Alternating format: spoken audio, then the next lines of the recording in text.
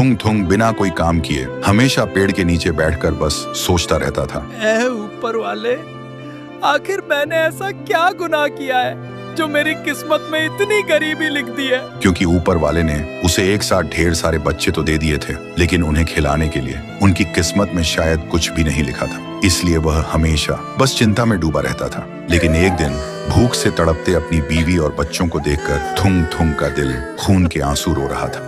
इसलिए मजबूर होकर थुंग थुंग सूखी लकड़ियां लेने काले जंगल के सबसे घने हिस्से में चला गया। लेकिन चलते चलते वह एक पुराने खंडहर बन चुके घर के पास पहुंच गया और तभी अचानक उसकी नजर दरवाजे के पास रखी एक बांसुरी पर पड़ी, जो एक अजीब सी रोशनी के साथ चमक रही थी। बांसुरी को देखते ही उसके मन में एक ख्याल आया, शायद इसकी आवाज से मेरा दुख थोड़ा कम हो जाए।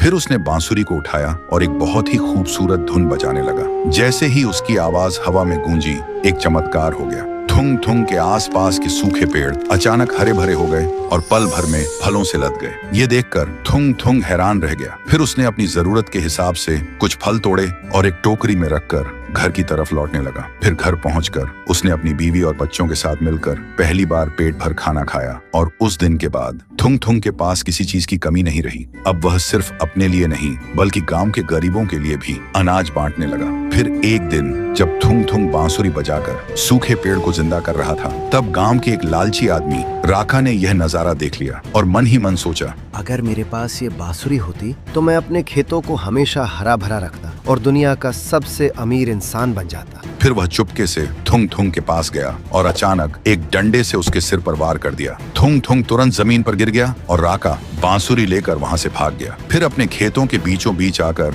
लालची मन से वह बांसुरी बजाने लगा, लेकिन बांसुरी से मीठी धुन के बदले एक भयानक चीख निकल उठी और देखते ही देखते आसमान में काले बादल घिर आए और उस खंडहर घर से एक डरावनी आवाज गूंज उठी, जिसने अपने स्वार्थ के लिए इस पवित्र शक्ति का अपमान किया है, अब वो इसी खेत में गर्मी, बरसात और ठंडक में हमेशा के लिए तड़पेगा।